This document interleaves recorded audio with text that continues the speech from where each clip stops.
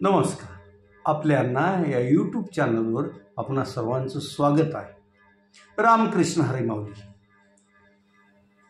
काल पुण्यातून ज्ञानोबराया आणि तुकोबाच्या पालखीने पुढे पंढरपूरकडे प्रस्थान केलं. तुकोबारायाची पालखी सपाट रस्त्यानं लोणी काळभोर येथे मुक्कामास थांबली.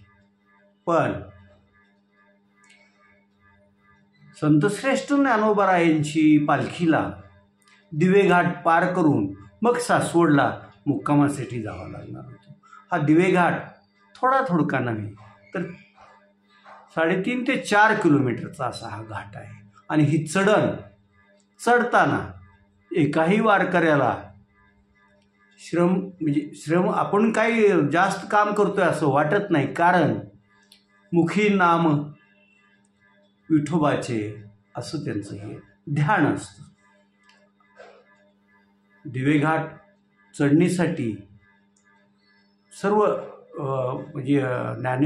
ज्ञानोबरायाची पालखी आणि त्यांच्यासोबत असलेल्या नोंदणीकृत दिंड्या आणि इतर भाविक यांना जवळपास 2-2.5 तास लागतात. आणि हे झालं की मग घाटाच्या माथ्यावर आलं की फक्त 1-1.5 तासात सासवड येतं. आणि सासवडच्या पालखी तळावर पालखी विश्रांतीला थांबते. इकडं जगद्गुरु तुकोबारायाची पालखी हडपसरच्या गाडी तळावून निघाली की ती सपाट मार्गाने पुणे सोलापूर महामार्गाच्या ह्याच्यावरून लोणी काळभोरपर्यंत येते आणि तिचा मुक्काम असतो. काल तुकोबारायांची पालखी लोणी काळभोरला मुक्कामाला असेल आणि संतश्रेष्ठ ज्ञानोबा माऊलींची पालखी सासवडला मुक्काम असेल. आता आज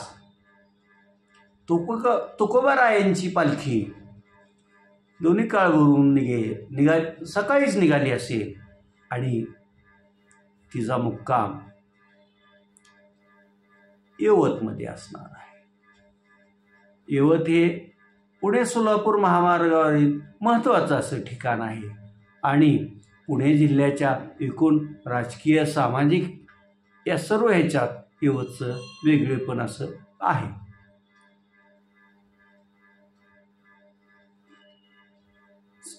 शक्यता आजही ज्ञानोबरायांची पालखी सासवड मुक्कामी राहील आणि उद्या मग ती जेजुरी आणि पुढं निऱ्यापर्यंत जाईल आणि निरे येथे तिचा मुक्काम असेल.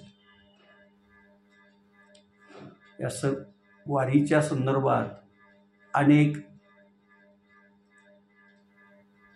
प्रत्यक्ष दिसणाऱ्या आणि कपोकल्पित अशा अनेक गोष्टी असतात.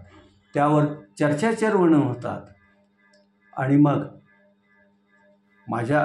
मला जे वाटतं तसं आपली वारी हे सगळं खरं असतं. का आपल्या 2 नेत्रांनी आपल्या मनाने जी आपल्याला वारी भावते ती सर्वश्रेष्ठ असते.